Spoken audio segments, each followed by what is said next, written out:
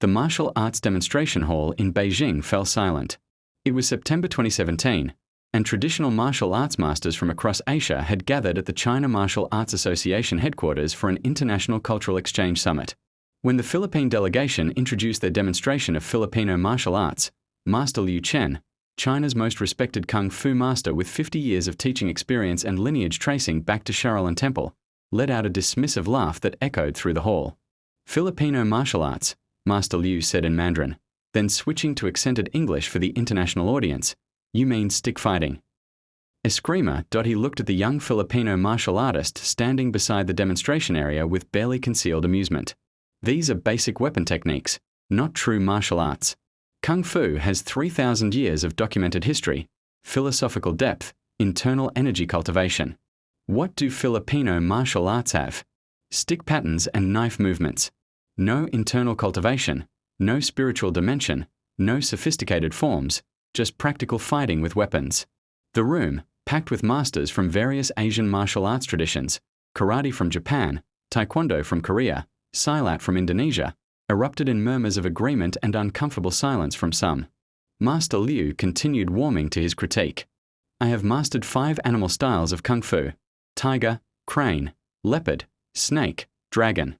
Each style requires decades to perfect understanding of chi flow, meditation, philosophical study. What does a screamer require? Learning to hit with a stick." He gestured dismissively toward the Filipino demonstrator.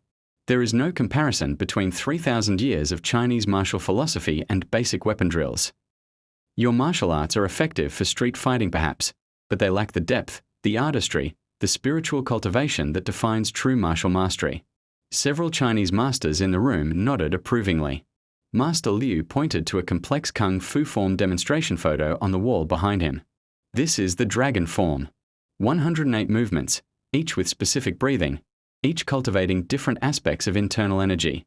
It takes 10 years just to begin understanding this form. Filipino martial arts have nothing comparable in sophistication." Rafael Cortez stood quietly beside the demonstration area, his face calm despite the public dismissal. At 28 years old, he was a third-generation practitioner of Kali, having trained since childhood under his grandfather, a legendary escrimador who had preserved pre-colonial Filipino fighting systems. His instructor, Guru Manuel, a 70-year-old master who had studied under some of the last traditional warriors of Cebu, stood silently observing. Rafael had heard variations of this dismissal many times, that Filipino martial arts were just stick fighting, that they lacked the sophistication of Asian martial arts with their ancient temples and documented lineages, that effectiveness in combat somehow made them less artistic or profound. What Master Liu didn't understand was that he was about to learn something that would challenge 50 years of his martial philosophy.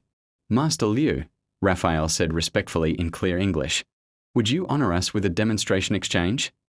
Then perhaps we can discuss what defines true martial mastery." Master Liu's expression shifted from amusement to mild irritation. "A demonstration exchange? Between Kung Fu and stick fighting?" He looked around at the assembled masters, several of whom seemed curious. "Very well, but understand, I will demonstrate the dragon form, one of Kung Fu's most advanced sets. When you see this level of sophistication, perhaps you will understand the difference between ancient martial arts and practical fighting techniques." The masters rearranged themselves to create a larger demonstration space. Master Liu stepped into the center, and for the next 8 minutes, he performed a dragon form that was genuinely breathtaking. Flowing movements, perfect balance, explosive power transitioning to soft circular motions, each technique precise and beautiful. The form was undeniably sophisticated, showing decades of dedicated practice. When he finished, the room erupted in respectful applause. Several masters bowed in appreciation. Master Liu returned to his position, barely breathing hard despite the intense form demonstrating his conditioning. He gestured to Rafael, "Now show us your stick patterns." Rafael stepped into the demonstration space with 2 rattan sticks. Guru Manuel stood quietly at the edge, a slight knowing smile on his weathered face. What happened next shocked everyone in the hall and challenged fundamental assumptions about martial arts sophistication. Rafael didn't perform a choreographed form or demonstrate preset patterns.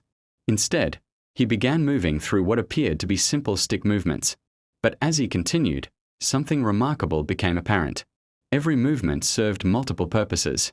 A simple stick strike contained within it a disarm, a lock, a strike to 3 different targets, and a transition to empty hand techniques. What looked basic was actually a compressed fighting system where economy of motion was the sophistication. He demonstrated how a single angle of attack, one basic stick swing, contained within it 12 different applications depending on the opponent's response. He showed how the basic figure-8 pattern that Master Liu had dismissed was actually a flowing system that seamlessly integrated weapon and empty hand high and low attacks, offense and defense in the same motion. Then, Rafael did something that made every master in the room lean forward. He had Guru Manuel attack him with predetermined sequences, and Rafael demonstrated how Filipino martial arts didn't fight style against style, they adapted to the opponent's system. When Guru Manuel attacked with Kung Fu style strikes, Rafael's response integrated Kung Fu principles but filtered through Filipino timing and angling. The system didn't oppose the opponent's art, it absorbed and redirected it. But the moment that truly shocked Master Liu came when Rafael explained the concept of defanging the snake. In Kung Fu, Rafael said respectfully, you perfect your techniques, make your forms beautiful, cultivate internal energy to make your body powerful. This is sophisticated and takes great dedication. He paused. Filipino martial arts developed differently. Our ancestors fought constantly against each other. Against colonizers for survival, we learned something direct. Don't fight the opponent's strength. Destroy their ability to use it. He demonstrated. When Guru Manuel threw a Kung Fu punch, Rafael didn't block it traditionally. He struck the attacking arm itself with his stick, not just hitting it, but targeting specific points that made the arm temporarily unusable. We call it defanging the snake. Don't fight the whole snake, take away its fangs. Don't fight the whole opponent, take away their weapons, their arms, their legs, their structure, their base. He showed how Filipino martial arts had developed incredible sophistication in reading and controlling the opponent's center of gravity, their balance, their structural integrity, not through years of forms practice but through continuous pressure testing in real combat situations. Then Rafael demonstrated something that made Master Liu's eyes widen. He showed how the basic stick patterns contained hidden empty hand techniques, locks, throws, chokes, all disguised within the weapon movements. The stick was actually teaching fighting principles that transferred to any situation, any weapon, or no weapon.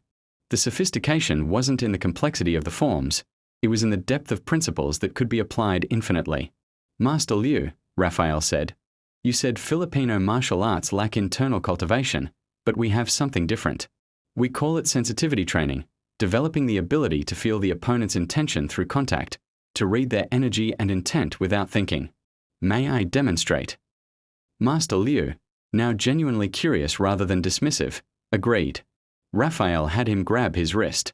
Then with barely visible movement, Rafael demonstrated how Filipino martial arts had developed extraordinary sensitivity, the ability to feel and respond to the slightest change in pressure, intention, or weight distribution. Master Liu tried to move in various ways, and before he could complete any technique, Rafael was already responding, not through speed or strength, but through feeling the motion the instant it began. The room was completely silent now. This wasn't what they expected from basic stick fighting. Rafael continued, you said we lack philosophy and spiritual dimension, but we have Laka's lube, a Filipino concept meaning spiritual courage, the internal strength that comes not from meditation in temples, but from facing real danger and finding calm within chaos. Is this less sophisticated because it wasn't documented in ancient texts? He demonstrated the Filipino concept of flow, moving continuously from weapon to weapon, long range to close range, standing to ground, one opponent to multiple opponents, all without pause or thought. The sophistication was in the seamless adaptability, not in the complexity of individual techniques. Then Rafael did something that left the entire room stunned. He asked Master Liu to demonstrate any Kung Fu technique, any attack, any combination.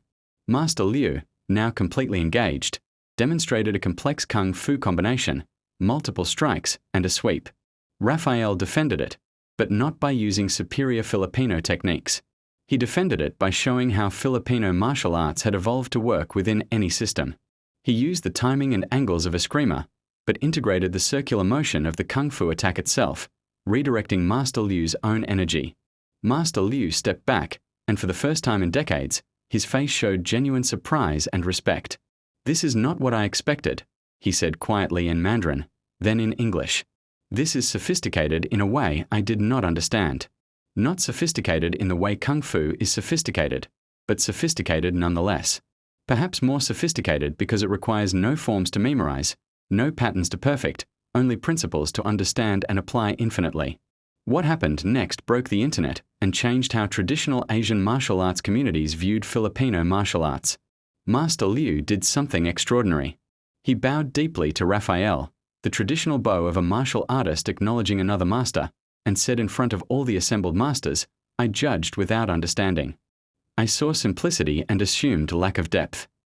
But I see now that your martial arts chose efficiency over elaboration, principle over pattern, adaptation over tradition. This is not basic." The video of that exchange went viral within days, viewed over 80 million times across social media.